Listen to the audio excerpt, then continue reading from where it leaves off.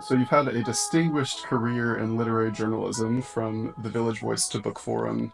What initially drew you to literary criticism and book reviewing? I didn't come to it in a really obvious way. I mean, I moved to New York kind of on a whim, and I've been a subscriber to the Village Voice for years. And I got a job answering phones there. At the time, there were a lot of people there who had these sort of, entry level jobs, and they were just there hanging out to get paid, but also to write. I mean, this is 1993, but there's no internet. We were connected within the office to pass stories around, but Sure. like we weren't connected to anything outside. I feel like my earliest writing for magazines, I felt really cautious. Some people feel like all their ideas are great. Like I don't feel that way. And I think I spent a lot of time trying to get everything just perfect. But like when I got to Time Out, their approach was like, you've got to fill the section. It was just a necessity, and I felt like that was really beneficial to me too because I mean I still wanted to do a really good job, but I stopped worrying about like, am I worthy? It was really helpful for me to just have to do it. What do you feel like was your first major book review or criticism piece that made you feel like you'd arrived or created something worthwhile? Do you remember?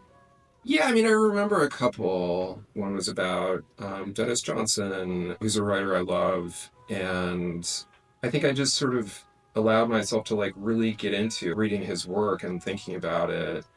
But, in a way, I was just being a fan, like, but also trying to have ideas. I do want to engage with the work somehow. For me, that usually is truest or most real and things that I like, or that I'm ambivalent about, but in a way that I find really interesting. BookForum is obviously a pretty major player in literary criticism today, and I wanted to ask what your vision for the magazine is as its editor in chief. I'm dating myself to some extent here, but each issue is a little like a mixtape, like I don't really have like a super specific vision, except I want people to engage. I have things that I try to stray away from, and one is just too many just sort of tepid reviews. If you wind up with too many pieces like that, you read a whole magazine full of pieces of people who are just not that interested in what they're writing about. Again, going back to this whole thing, like part of the reason I'm in this is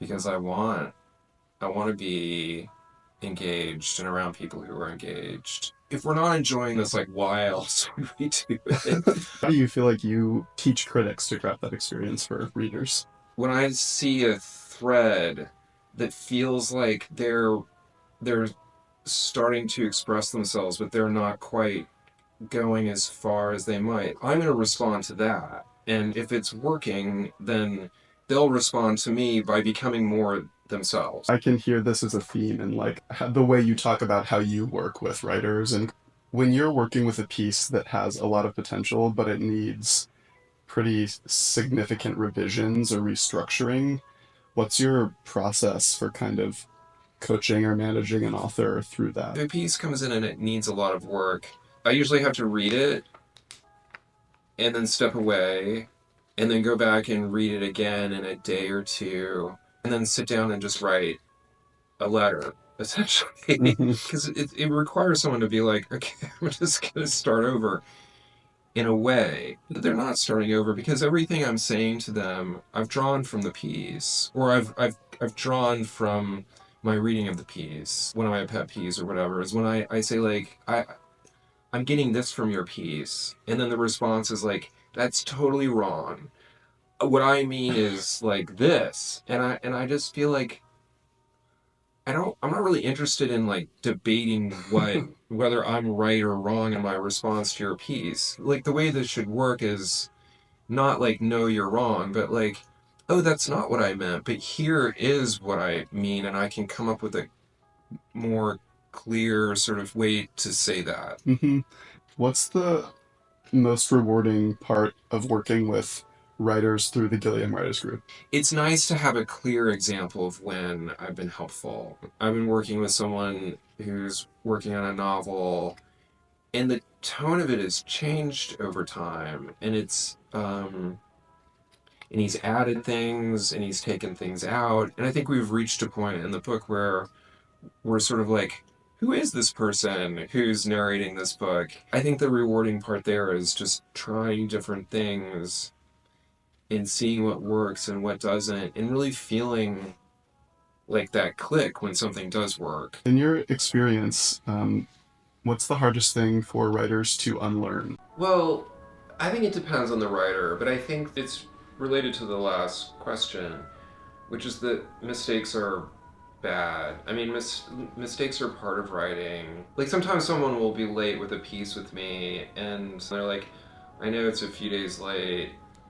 I went down a path that I realized like just wasn't gonna work, so I had to kind of like scrap it and start over.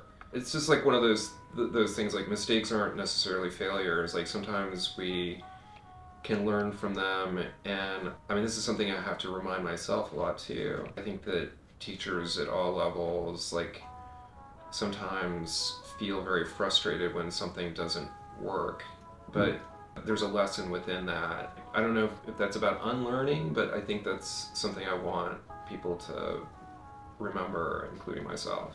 Thank you so much. Yeah, And thanks for your time. This is yeah, it's great. good to talk with you. You too.